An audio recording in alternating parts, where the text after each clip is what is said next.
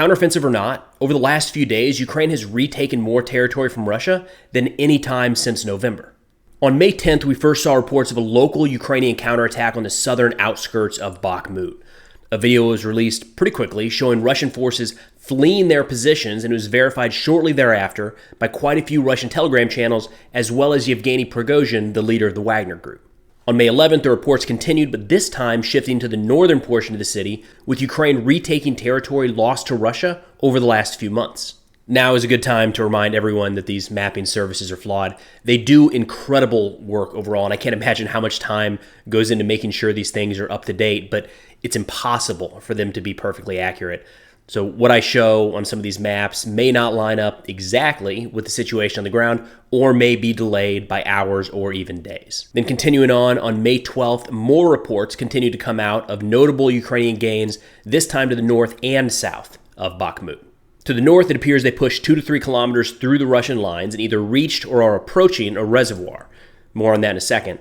Then to the south, it looks like they attacked at 3 different locations, and at each point, Ukraine managed to push 1 to 2 kilometers through the Russian lines. Now on the Russian side, Rybar has updated these maps with the various Ukrainian advances, but the Russian Ministry of Defense on May 12th said that, quote, all attacks of the armed forces of Ukraine have been repelled.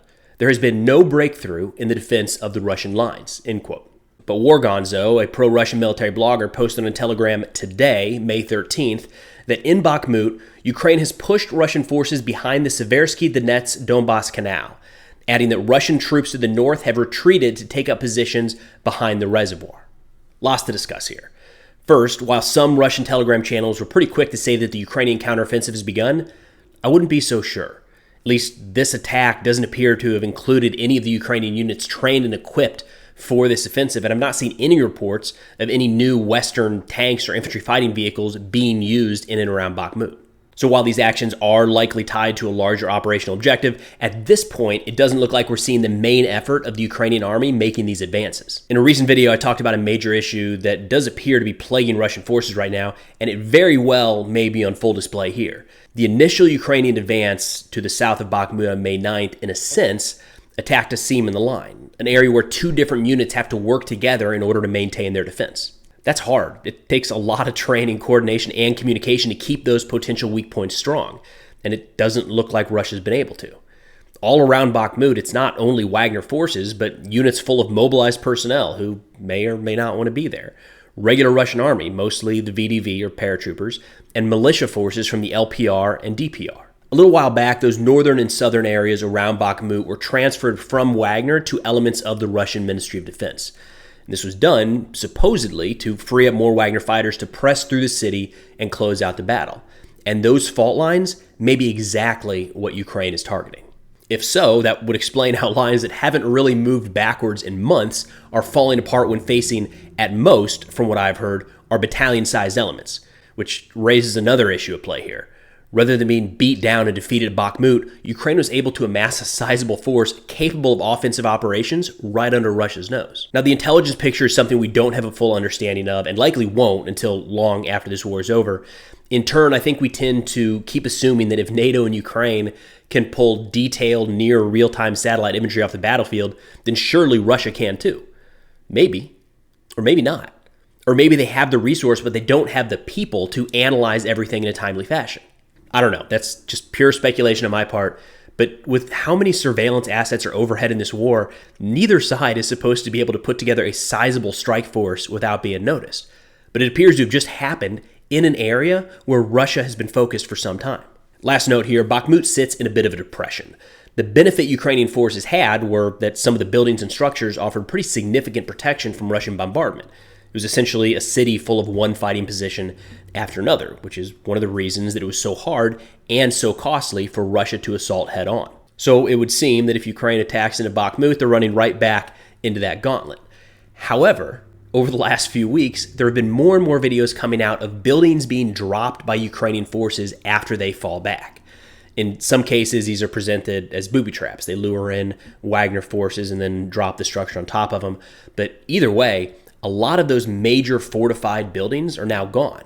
So if Wagner is forced to defend Bakhmut, many of those defensive positions that caused them so many headaches have been turned to rubble. There are still a ton of places to hole up and fight for sure, but it makes you wonder if Ukraine was destroying certain buildings on their way out to deny Wagner their use when the tables turned. All right, so we've got news about the first successful U.S. Patriot launch in Ukraine. About a week ago, news came out that a Russian Kinzhal missile was intercepted over Ukraine by Patriot air defense missile system. Pretty quickly, Ukraine denied this claim, which could be there trying to maintain some level of operational security, but that statement has left sort of a shadow over this whole incident. And it's a fair question to ask. If it happened, why was the first statement a denial? I'm not sure, and I really haven't seen a solid response to that yet.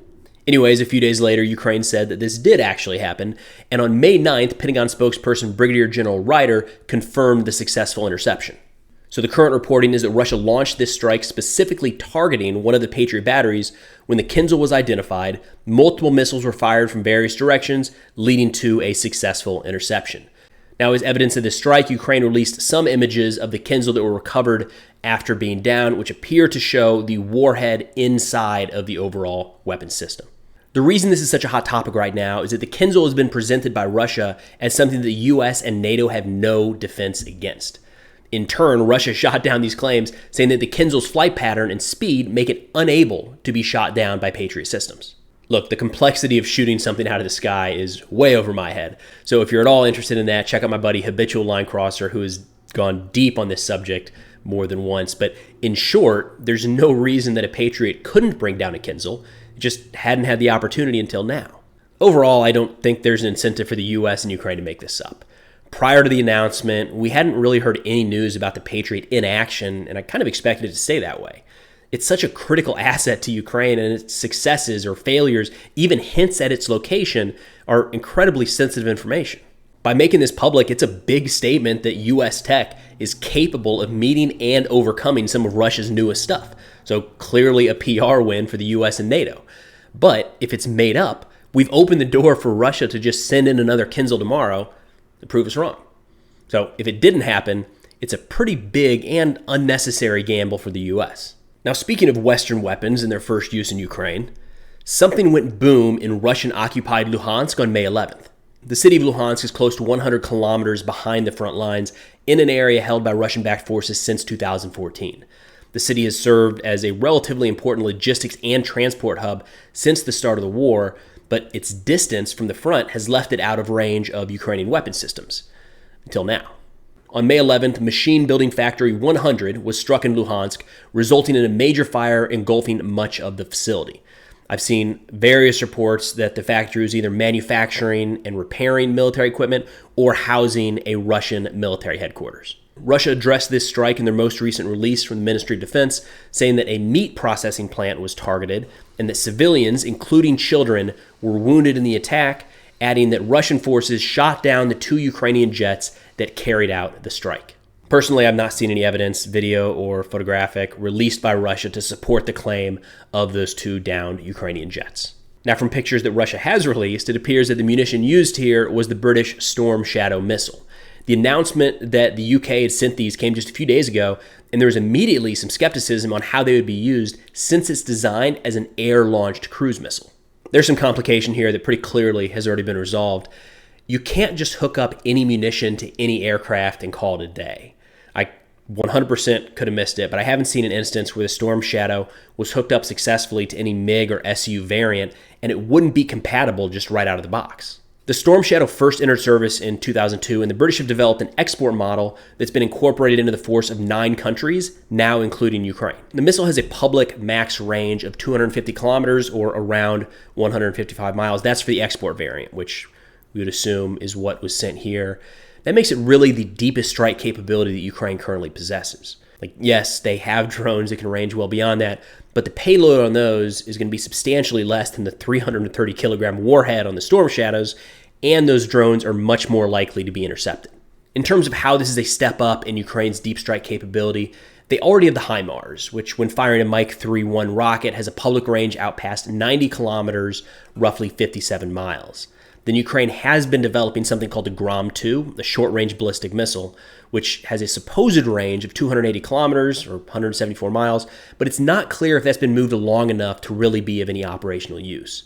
There were some rumors last fall of a strike in Crimea using these, but I'm not sure that's been substantiated. Then just a few weeks ago, Russia claimed to have shot 2 of these down over Crimea, but again, the evidence was a few pictures of a blast crater with scattered debris. I don't know that it was exactly conclusive. I would imagine that the shipment of Storm Shadows will reignite the debate in the United States whether or not to send ATACMS, the Army Tactical Missile System that can be fired from the HIMARS or MLRS platforms. The public range of those, the ATACMS, is 300 kilometers or roughly 190 miles. Little more than Storm Shadow, but if the concern was Ukraine's ability to strike inside of Russia, that bridge has been crossed. I mean, every weapon sent over should be carefully analyzed to determine if it's right for Ukraine and if we have the ability to provide that system. So there's a lot more at play than simply the range of ATACMS, but that topic is sure to get a lot more debate in the coming weeks and months.